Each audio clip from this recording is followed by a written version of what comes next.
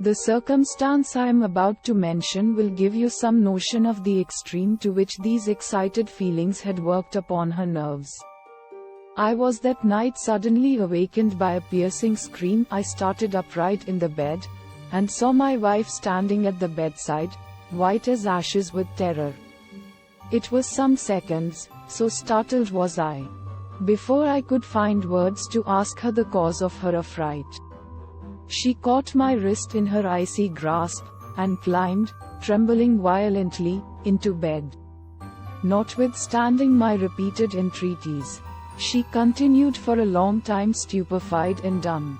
At length, however, she told me that having lain awake for a long time, she felt, on a sudden, that she could pray, and lighting the candle, she had stolen from beside me, and kneeled down for the purpose. She had, however, scarcely assumed the attitude of prayer, when somebody, she said, clutched her arm violently near the wrist. And she heard, at the same instant, some blasphemous menace, the import of which escaped her the moment it was spoken, muttered close in her ear. This terrifying interruption was the cause of the scream which had awakened me.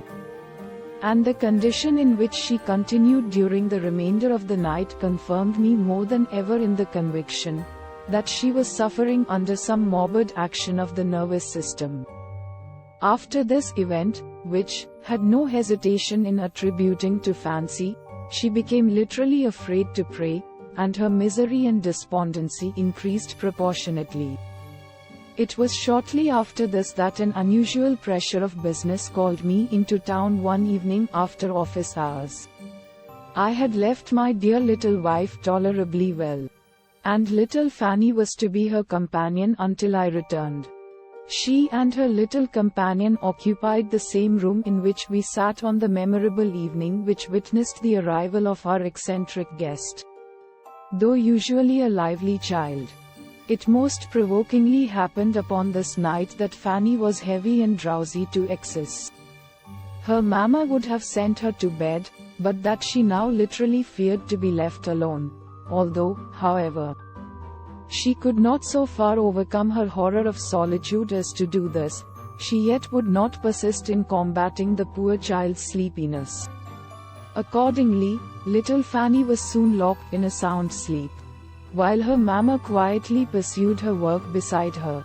They had been perhaps some 10 minutes thus circumstanced, when my wife heard the window softly raised from without. A bony hand parted the curtains, and Mr. Smith leaned into the room. She was so utterly overpowered at sight of this apparition, that even had it, as she expected, climbed into the room, she told me she could not have uttered a sound, or stirred from the spot where she sat transfixed and petrified. "Ha, ha," he said gently.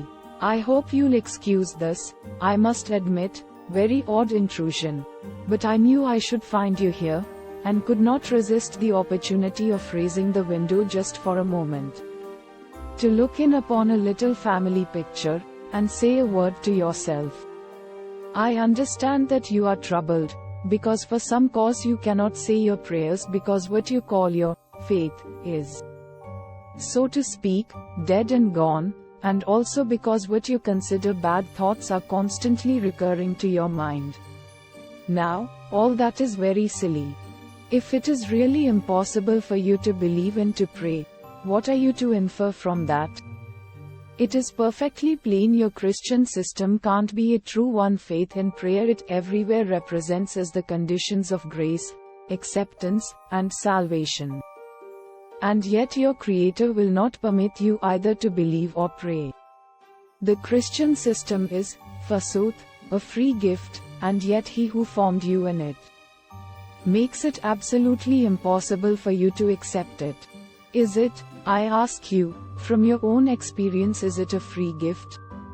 And if your own experience, in which you can't be mistaken, gives its pretensions the lie, why, in the name of common sense, will you persist in believing it? I say it is downright blasphemy to think it has emanated from the good spirit, assuming that there is one. It tells you that you must be tormented hereafter in a way only to be made intelligible by the image of eternal fires pretty strong. We must all allow unless you comply with certain conditions, which it pretends are so easy that it is a positive pleasure to embrace and perform them. And yet, for the life of you, you can't do either. Is this truth and mercy, or is it swindling and cruelty? Is it the part of the Redeemer, or that of the tyrant, deceiver, and tormentor? Up to that moment, my wife had sat breathless and motionless, listening, in the catalepsy of nightmare, to a sort of echo of the vile and impious reasoning which had haunted her for so long. At the last words of the sentence his voice became harsh and thrilling, and his whole manner bespoke a sort of crouching and terrific hatred, the like of which she could not have conceived. Whatever may have been the cause, she was on a sudden disenchanted. She started to her feet, and, freezing with horror though she was, in a shrill cry of agony commanded him, in the name of God, to depart from her. His whole frame seemed to darken. He drew back silently, the curtains dropped into their places, the window was let down again as stealthily as it had just been raised. And my wife found herself alone in the chamber with our little child, who had been startled from her sleep by her mother's cry of anguish, and with the fearful words, "Tempter, destroyer, devil," still ringing in her ears, was weeping bitterly, and holding her terrified mother's hand. There is nothing, I believe, more infectious than that species of nervousness which shows itself in superstitious fears. I began, although I could not bring myself to admit anything the least like it to partake insensibly, but strongly of the peculiar feelings with which my wife, and indeed my whole household, already regarded the lodger upstairs. The fact was, beside, that the state of my poor wife's mind began to make me seriously uneasy, and, although I was fully sensible of the pecuniary and other advantages attendant upon his stay, they were yet far from outweighing the constant gloom and frequent misery in which the protracted sojourn was involving my once cheerful house. I resolved, therefore, at whatever monetary sacrifice, to put an end to these commotions, and, after several debates with my wife, in which the subject was, as usual, turned in all its possible and impossible bearings, we agreed that, deducting a fair proportion for his 5 weeks' sojourn, I should return the remainder of his £100, and request immediate possession of his apartments. Like a man suddenly relieved of an insufferable load, and breathing freely once more, I instantly prepared to carry into effect the result of our deliberations. In pursuance of this resolution, I waited upon Mr. Smith. This time my call was made in the morning, somewhere about 9 o'clock. He received me at his door, standing as usual in the stealthy opening which barely admitted his lank person. There he stood, fully equipped with goggles and respirator, and swathed, rather than dressed, in his puckered black garments.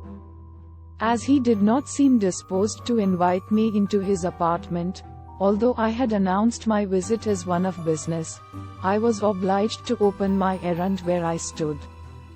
And after a great deal of fumbling and muttering, I contrived to place before him distinctly the resolution to which I had come. "But I can't think of taking back any portion of the sum I have paid you," said he, with a cool, dry emphasis. "Your reluctance to do so, Mr. Smith, is most handsome, and I assure you, appreciated," I replied. "It is very generous, but, at the same time, it is quite impossible for me to accept what I have no right to take. And I must beg of you not to mention that part of the subject again." "And why should take it?" demanded Mr. Smith. "Because you have paid this £100 for 6 months. And you are leaving me with nearly 5 months of the term still unexpired," I replied. I expect to receive fair play myself. And always give it. But who on earth said that I was going away so soon? Pursued Mr. Smith, in the same dry, sarcastic key. Have not said so because I really don't intend it. I mean to stay here to the last day of the 6 months for which I have paid you. I have no notion of vacating my hired lodgings, simply because you say, go. I shan't quarrel with you, I never quarrel with anybody. I'm as much your friend as ever. But, without the least wish to disoblige, I can't do this, positively I cannot. Is there anything else? I had not anticipated in the least the difficulty which thus encountered and upset our plans. I had so set my heart upon effecting the immediate retirement of our inauspicious inmate, that the disappointment literally stunned me for a moment. I, however, returned to the charge. I urged, and prayed, and almost besought him to give up his apartments, and to leave us. I offered to repay every farthing of the sum he had paid me, reserving nothing on account of the time he had already been with us. I suggested all the disadvantages of the house. I shifted my ground, and told him that my wife wanted the rooms. I pressed his gallantry, his good nature, his economy. In short, I assailed him upon every point, but in vain. He did not even take the trouble of repeating what he had said before. He neither relented, nor showed the least irritation, but simply said, I can't do this, here I am. And here I stay until the half year has expired. You wanted a lodger, and you have got one, the quietest, least troublesome, least expensive person you could have, and though your house, servants, and furniture are none of the best, I don't care for that. I pursue my own poor business and enjoyments here entirely to my satisfaction. Having thus spoken, he gave me a sort of nod, and closed the door. So, instead of getting rid of him the next day, as we had hoped, we had nearly 5 months more of his company in expectancy. I hated, and my wife dreaded the prospect. She was literally miserable and panic-struck at her disappointment, and grew so nervous and wretched that I made up my mind to look out for lodgings for her and the children, subversive of all our schemes of retrenchment as such a step would be, and surrendering the house absolutely to Mr. Smith and the servants during the remainder of his term. Circumstances, however, occurred to prevent our putting this plan in execution. My wife, meanwhile, was, if possible, more depressed and nervous every day. The servants seemed to sympathize in the dread and gloom which involved ourselves. The very children grew timid and spiritless. Without knowing why, and the entire house was pervaded with an atmosphere of uncertainty and fear. A poorhouse or a dungeon would have been cheerful, compared with a dwelling haunted unceasingly with unearthly suspicions and alarms. I would have made any sacrifice short of ruin to emancipate our household from the odious mental and moral thraldom which was invisibly established over us, overcasting us with strange anxieties and an undefined terror. About this time my wife had a dream which troubled her much, although she could not explain its supposed significance satisfactorily by any of the ordinary rules of interpretation in such matters. The vision was as follows. She dreamed that we were busily employed in carrying out our scheme of removal, and that I came into the parlor where she was making some arrangements, and, with rather an agitated manner, told her that the carriage had come for the children. She thought she went out to the hall, in consequence, holding little Fanny by one hand, and the boy War, as we still called him, baby, by the other, and feeling, as she did so, an unaccountable gloom, almost amounting to terror, steal over her. The children, too, seemed, she thought, frightened, and disposed to cry. So close to the hall door as to exclude the light, stood some kind of vehicle, of which she could see nothing but that its door was wide open, and the interior involved in total darkness. The children, she thought, shrunk back in great trepidation, and she addressed herself to induce them, by persuasion, to enter, telling them that they were only going to their new home. So, in a while, little Fanny approached it, but, at the same instant, some person came swiftly up from behind, and, raising the little boy in his hands, said fiercely, "No, the baby first," and placed him in the carriage. This person was our lodger, Mr. Smith, and was gone as soon as seen. My wife, even in her dream, could not act or speak, but as the child was lifted into the carriage door, a man, whose face was full of beautiful tenderness and compassion, leaned forward from the carriage and received the little child, which, stretching his arms to the stranger, looked back with a strange smile upon his mother. "He is safe with me, and I will deliver him to you when you come." These words the man spoke, looking upon her, as he received him, and immediately the carriage door shut, and the noise of its closing wakened my wife from her nightmare. This dream troubled her very much, and even haunted my mind unpleasantly too. We agreed, however, not to speak of it to anybody, not to divulge any of our misgivings respecting the stranger.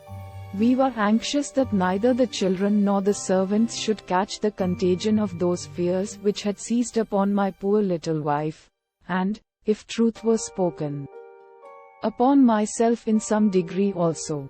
But this precaution was, I believe, needless, for, as I said before, everybody under the same roof with Mr. Smith was, to a certain extent, affected with the same nervous gloom and apprehension.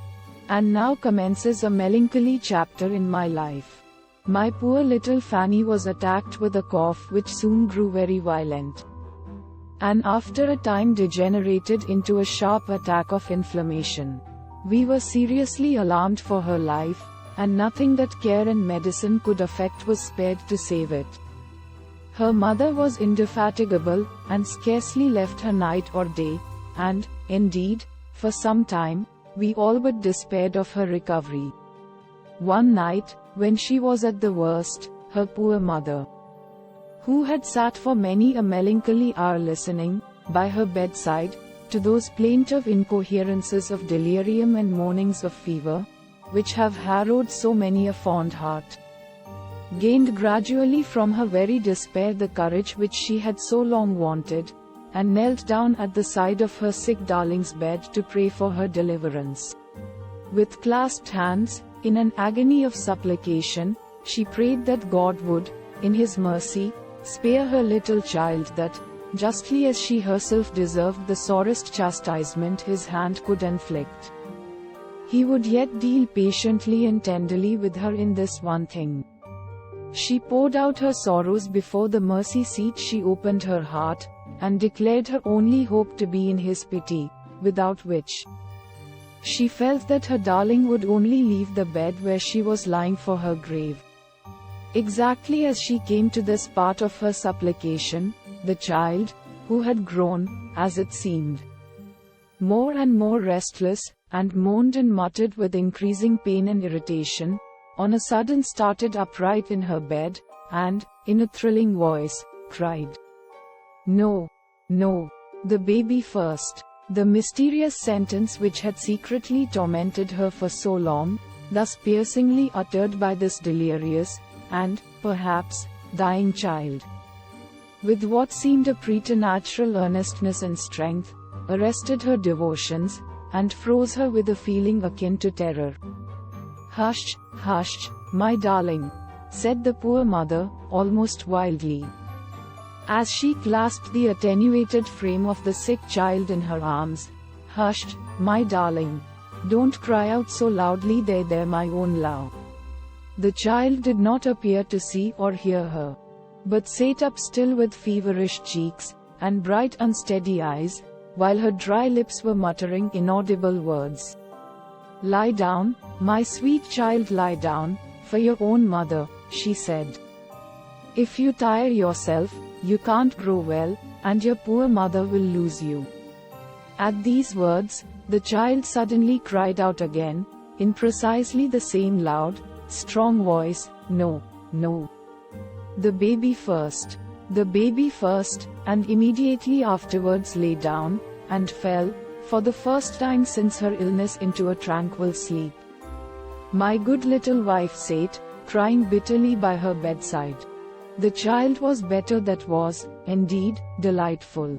But then there was an omen in the words, thus echoed from her dream, which she dared not trust herself to interpret, and which yet had seized, with a grasp of iron, upon every fiber of her brain. "Oh, Richard," she cried, as she threw her arms about my neck, "I am terrified at this horrible menace from the unseen world. Oh, poor, darling little baby, I shall lose you. I am sure I shall lose you. Comfort me, darling, and say he is not to die." And so I did, and tasked all my powers of argument and persuasion to convince her how unsubstantial was the ground of her anxiety. The little boy was perfectly well, and, even were he to die before his sister, that event might not occur for 70 years to come. I could not, however, conceal from myself that there was something odd and unpleasant in the coincidence. And my poor wife had grown so nervous and excitable, that a much less ominous conjecture would have sufficed to alarm her. Meanwhile, the unaccountable terror which our lodger's presence inspired continued to increase. One of our maids gave us warning, solely from her dread of our queer inmate, and the strange accessories which haunted him.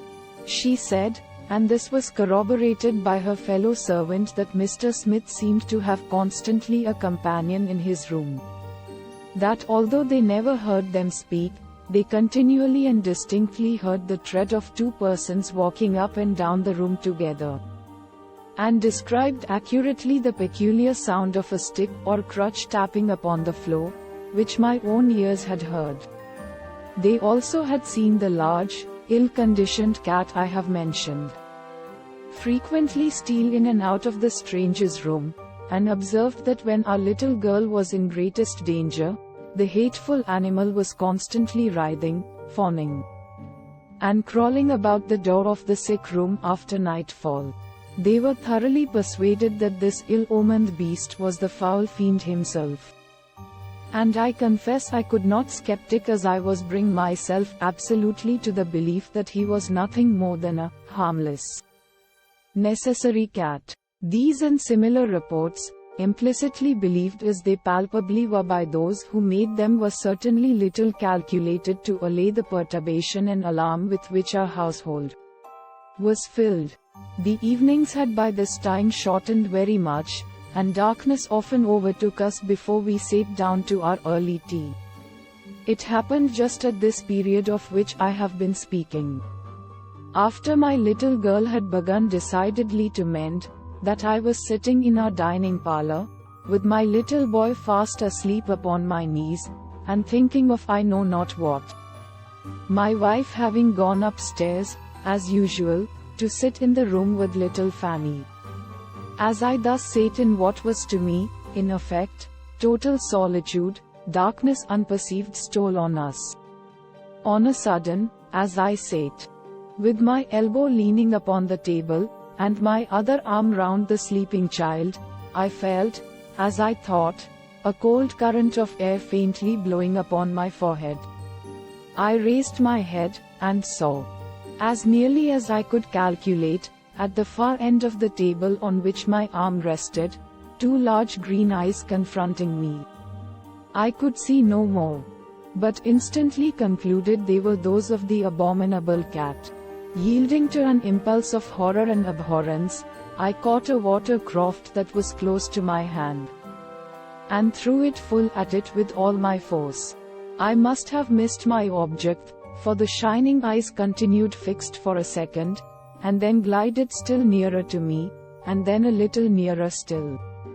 The noise of the glass smashed with so much force upon the table called in the servant, who happened to be passing. She had a candle in her hand, and, perhaps, the light alarmed the odious beast. For as she came in it was gone. I had had an undefined idea that its approach was somehow connected with a designed injury of some sort to the sleeping child. I could not be mistaken as to the fact that I had plainly seen the two broad, glaring, green eyes. Where the cursed animal had gone I had not observed. It might, indeed, easily have run out at the door as the servant opened it, but neither of us had seen it do so, and we were every one of us in such a state of nervous excitement that even this incident was something in the catalogue of our ambiguous experiences. It was a great happiness to see our darling little Fanny every day mending, and now quite out of danger. This was cheering and delightful. It was also something to know that more than 2 months of our lodger's term of occupation had already expired, and to realize, as we now could do, by anticipation, the unspeakable relief of his departure. My wife strove hard to turn our dear child's recovery to good account for me, but the impressions of fear soon depart, and those of religious gratitude must be preceded by religious faith.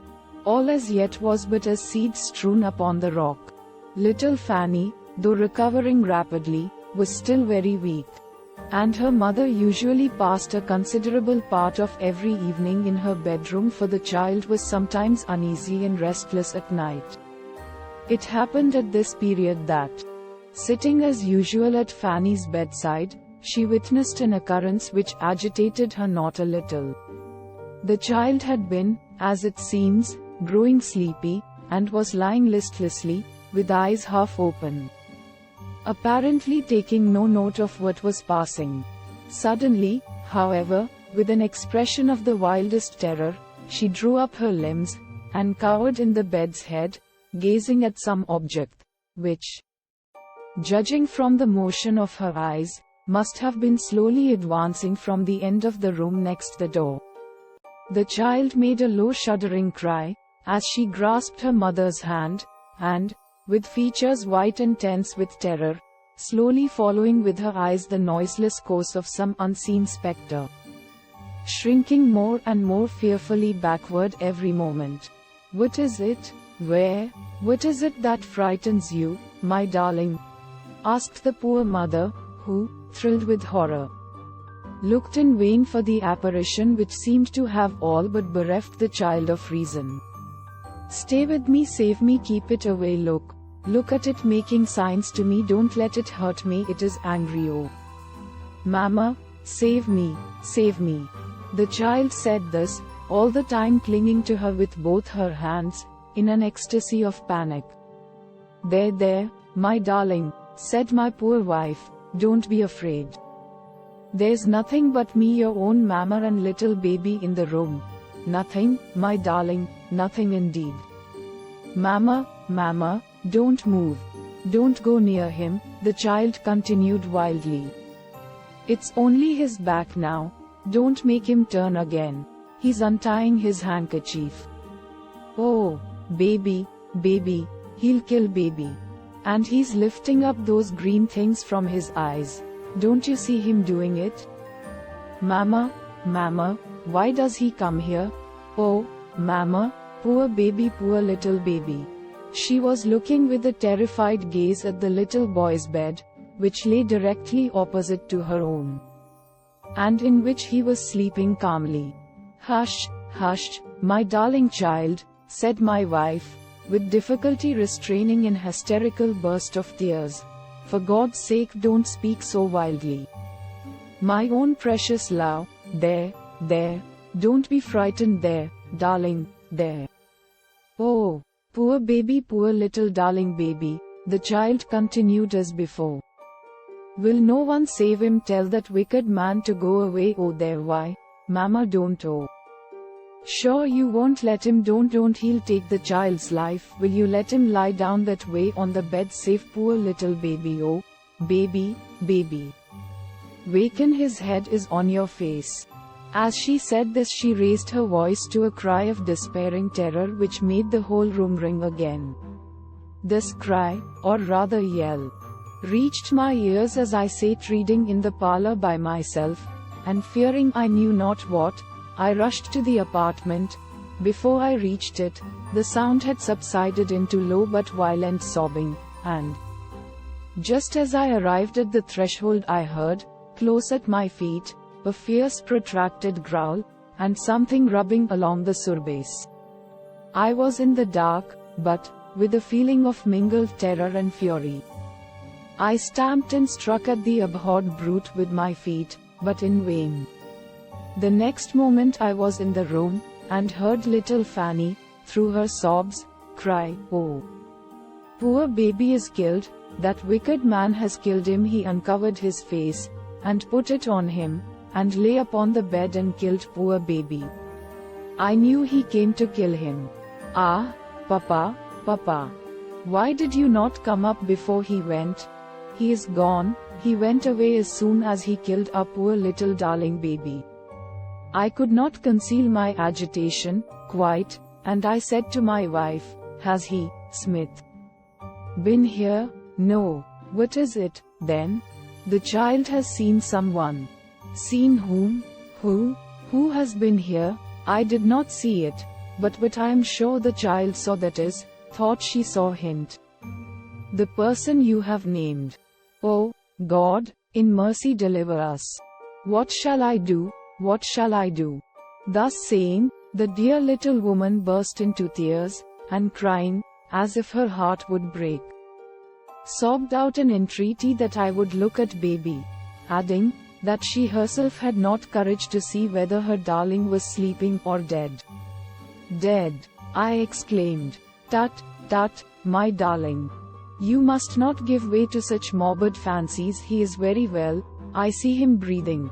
And so saying, I went over to the bed where our little boy was lying. He was slumbering, though it seemed to me very heavily, and his cheeks were flushed. Sleeping tranquilly, my darling, tranquilly, and deeply. And with a warm color in his cheeks, I said, rearranging the coverlet, and retiring to my wife, who sat almost breathless whilst I was looking at our little boy. Thank God, she said quietly, and she wept again, and rising, came to his bedside. Yes, alive. Thank God. But it seems to me he is breathing very short, and with difficulty, and he looks, does he not look hot and feverish?" "Yes, he is very hot. Feel his little hand, feel his neck. Merciful heaven, he is burning." It was, indeed, very true, that his skin was unnaturally dry and hot. His little pulse, too, was going at a fearful rate. "I do think," said I, resolved to conceal the extent of my own apprehensions, "I do think that he is just a little feverish, but he has often been much more so, and will, I dare say, in the morning, be perfectly well again. I dare say, but for little Fanny's dream, we should not have observed it at all. Oh, my darling, my darling, my darling," sobbed the poor little woman, leaning over the bed, with her hands locked together, and looking the very picture of despair. "Oh, my darling, what has happened to you? I put you into your bed, looking so well and beautiful, this evening. And here you are, stricken with sickness, my own little love. Oh, you will not, you cannot leave your poor mother." It was quite plain that she despaired of the child from the moment we had ascertained that it was unwell. As it happened, her presentiment was but too truly prophetic. The apothecary said the child's ailment was suppressed smallpox, the physician pronounced it typhus. The only certainty about it was the issue: the child died. To me few things appear so beautiful as a very young child in its shroud. The little innocent face looks so sublimely simple and confiding amongst the cold terrors of death, crimeless and fearless. That little mortal has passed alone under the shadow, and explored the mystery of dissolution. There is death in its sublimest and purest image, no hatred, no hypocrisy, no suspicion. No care for the morrow ever darkened that little face. Death has come lovingly upon it. There is nothing cruel or harsh in his victory. The yearnings of love, indeed, cannot be stifled. For the prattle and smiles, and all the little world of thoughts that was so delightful, are gone forever. Awe, too, will overcast us in its presence, for we are looking on death. But we do not fear for the little, lonely voyager, for the child has gone, simple and trusting, into the presence of its all-wise Father, and of such, we know, is the kingdom of heaven. And so we parted from poor little baby. I and his poor old nurse drove in a mourning carriage, in which lay the little coffin, early in the morning, to the churchyard of. So, indeed, was my heart, as I followed that little coffin to the grave. Another burial had just concluded as we entered the churchyard, and the mourners stood in clusters round the grave, into which the sexton was now shoveling the mold. As I stood, with head uncovered, listening to the sublime and touching service which our ritual prescribes, I found that a gentleman had drawn near also, and was standing at my elbow. I did not turn to look at him until the earth had closed over my darling boy. I then walked a little way apart, that I might be alone, and drying my eyes, sat down upon a tombstone, to let the confusion of my mind subside. While I was thus lost in a sorrowful reverie, the gentleman who had stood near me at the grave was once more at my side. The face of the stranger, though I could not call it handsome, was very remarkable. Its expression was the purest and noblest I could conceive, and it was made very beautiful by a look of such compassion as I never saw before. "Why do you sorrow as one without hope?" he said, gently. "I have no hope," I answered. "Nay, I think you have," he answered again, "and I am sure you will soon have more.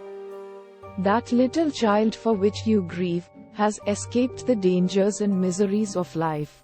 Its body has perished, but he will receive in the end the crown of life. God has given him an early victory. I know not what it was in him that rebuked my sullen pride, and humbled and saddened me, as I listened to this man.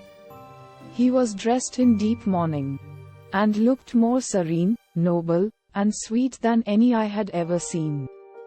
He was young, too, as I have said, and his voice very clear and harmonious.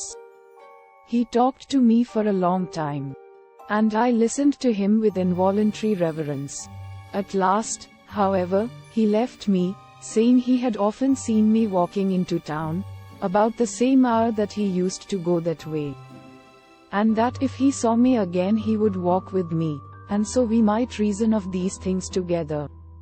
It was late when I returned to my home, now a house of mourning. Our home was one of sorrow and of fear. The child's death had stricken us with terror no less than grief.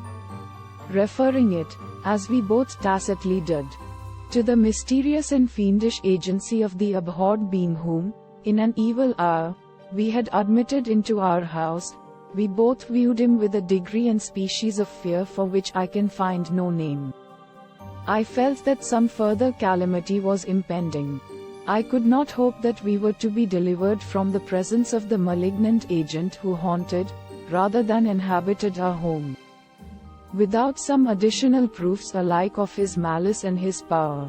It was some nights after the burial of our dear little baby.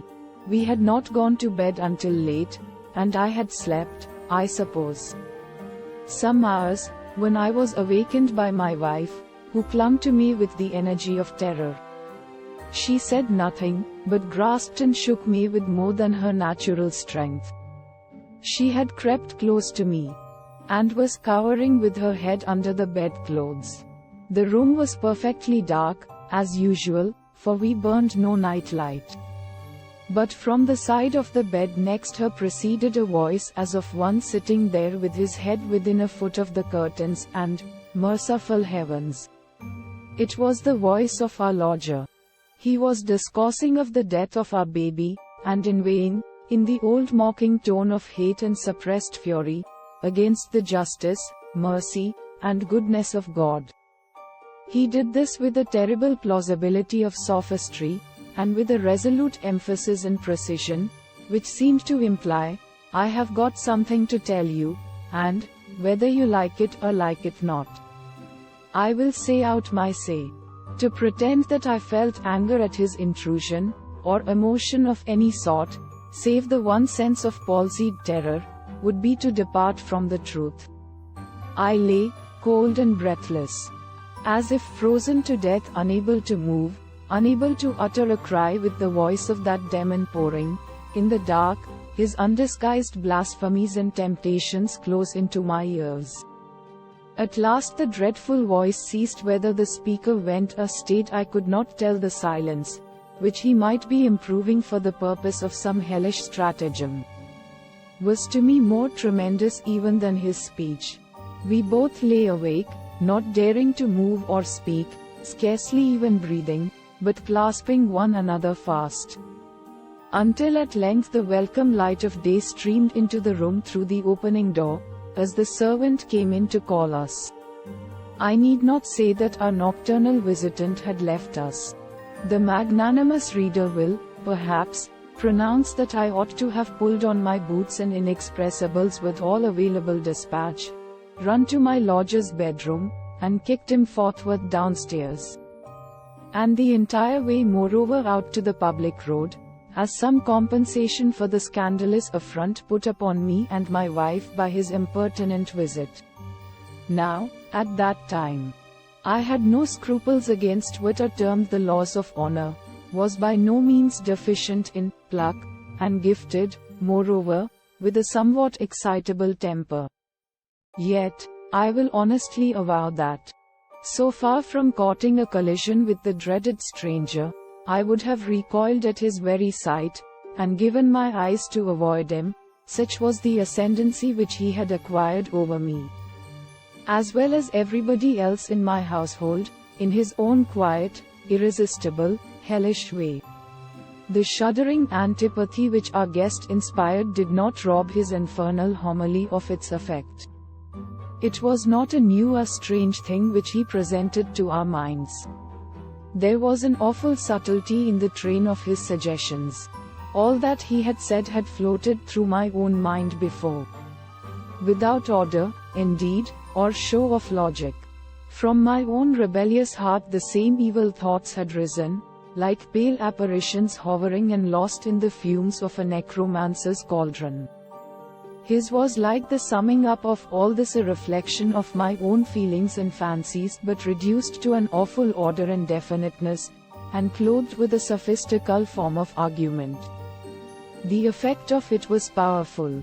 It revived and exaggerated these bad emotions, it methodized and justified them, and gave to impulses and impressions, vague and desultory before, something of the compactness of a system. My misfortune, therefore, did not soften, it exasperated me. I regarded the great disposer of events as a persecutor of the human race, who took delight in their miseries. I asked why my innocent child had been smitten down into the grave, and why my darling wife, whose first object, I knew, had ever been to serve and glorify her Maker, should have been thus tortured and desolated by the cruelest calamity which the malignity of a demon could have devised. I railed and blasphemed, and even in my agony defied God with the impotent rage and desperation of a devil, in his everlasting torment. In my bitterness, I could not forbear speaking these impenitent repetitions of the language of our nightly visitant, even in the presence of my wife. She heard me with agony, almost with terror. I pitied and loved her too much not to respect even her weaknesses, for so I characterized her humble submission to the chastisements of heaven. But even while I spared her reverential sensitiveness, the spectacle of her patience but enhanced my own gloomy and impenitent rage. I was walking into town in this evil mood, When I was overtaken by the gentleman whom I had spoken with in the churchyard on the morning when my little boy was buried.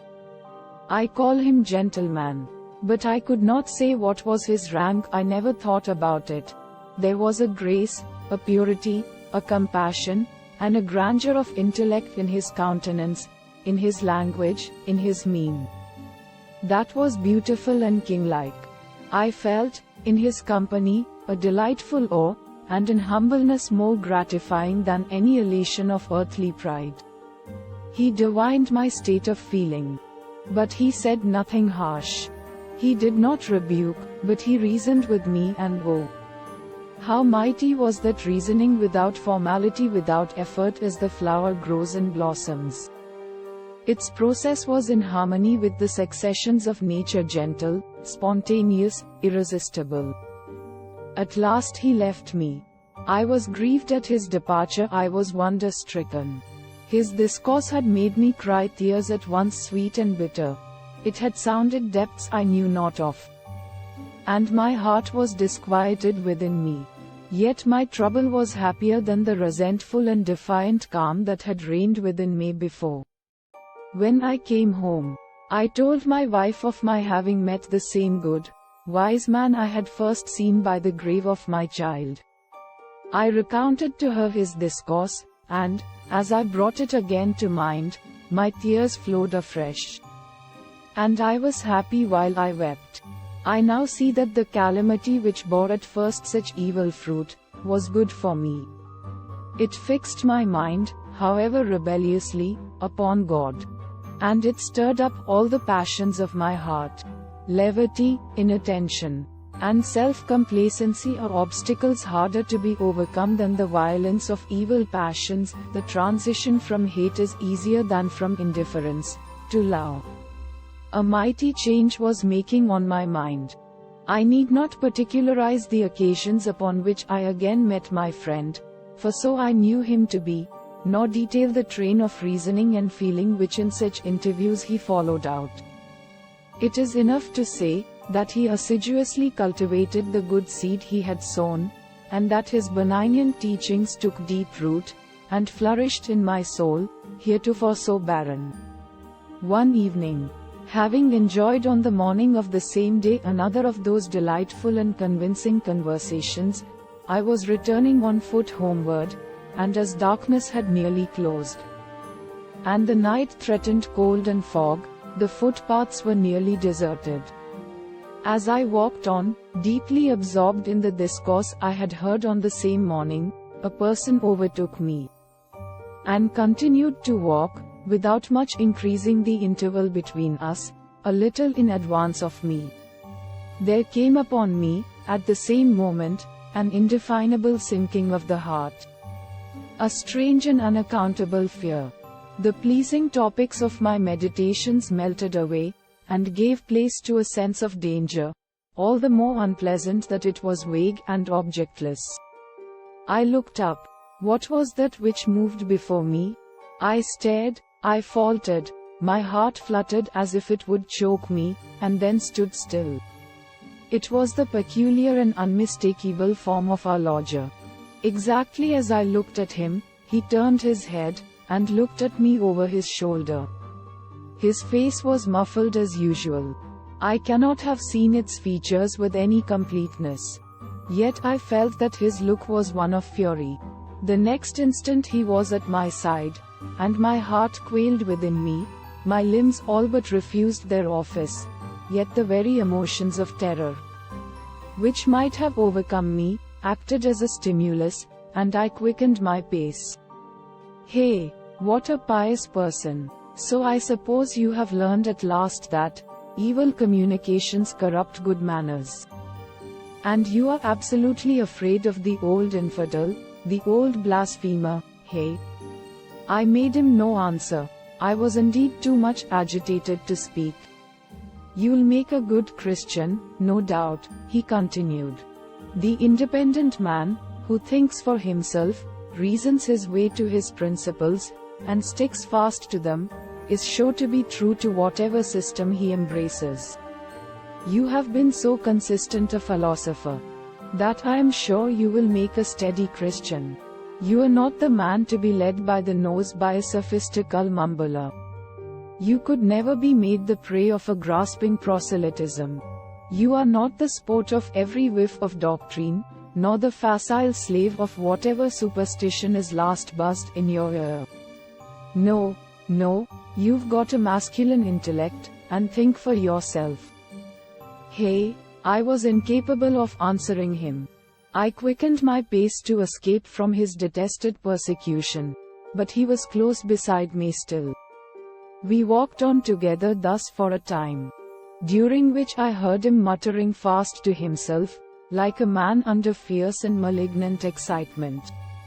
We reached, at length, the gateway of my dwelling, and I turned the latchkey in the wicket, and entered the enclosure. As we stood together within, he turned full upon me, and confronting me with an aspect whose character I felt rather than saw, he said, "And so you mean to be a Christian? After all, now just reflect how very absurdly you are choosing. Leave the Bible to that class of fanatics who may hope to be saved under its system, and, in the name of common sense, study the Quran or some less ascetic tome. Don't be gulled by a plausible slave, who wants nothing more than to multiply professors of his theory. Why don't you read the Bible, you miserable, fueling poltroon?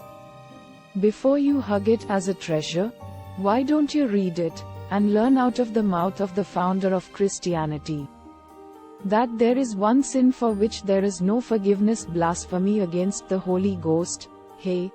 And that sin I myself have heard you commit by the hour in my presence in my room. I have heard you commit it in our free discussions a dozen times. The Bible seals against you the lips of mercy. If it be true, you are this moment as irrevocably damned as if you had died with those blasphemies on your lips." Having thus spoken, he glided into the house. I followed slowly. His words rang in my ears. I was stunned. What he had said I feared might be true. Giant despair felled me to the earth. He had recalled, and lighted up with a glare from the pit, remembrances with which I knew not how to cope. It was true I had spoken with daring impiety of subjects whose sacredness I now began to appreciate. With trembling hands I opened the Bible. I read and reread the mysterious doom recorded by the Redeemer himself against blasphemers of the Holy Ghost, monsters, set apart from the human race, and damned and dead, even while they live and walk upon the earth. I groaned, I wept. Henceforward the Bible, I thought, must be to me a dreadful record of despair. I dared not read it. I will not weary you with all my mental agonies. My dear little wife did something toward relieving my mind, but it was reserved for the friend, to whose heavenly society I owed so much. To tranquilize it once more, he talked this time to me longer, and even more earnestly than before. I soon encountered him again. He expounded to me the ways of providence, and showed me how needful sorrow was for every servant of God. How mercy was disguised in tribulation, and our best happiness came to us, like our children, in tears and wailing. He showed me that trials were sent to call us up, with a voice of preternatural power, from the mortal apathy of sin and the world. And then, again, in our new and better state, to prove our patience and our faith, the more trouble befalls you, the nearer is God to you. He visits you in sorrow, and sorrow, as well as joy, is a sign of His presence. If, then, other griefs overtake you, remember this: be patient, be faithful, and bless the name of God. I returned home comforted and happy, although I felt assured that some further and sadder trial was before me. Still our household was overcast by the same insurmountable dread of our tenant. The same strange habits characterized him, and the same unaccountable sounds disquieted us. An atmosphere of death and malice hovered about his door, and we all hated and feared to pass it. Let me now tell, as well and briefly as I may. The dreadful circumstances of my last great trial. One morning, my wife being about her household affairs, and I on the point of starting for town. I went into the parlor for some letters which I was to take with me. I cannot easily describe my consternation when, on entering the room, I saw our lodger seated near the window, with our darling little girl upon his knee.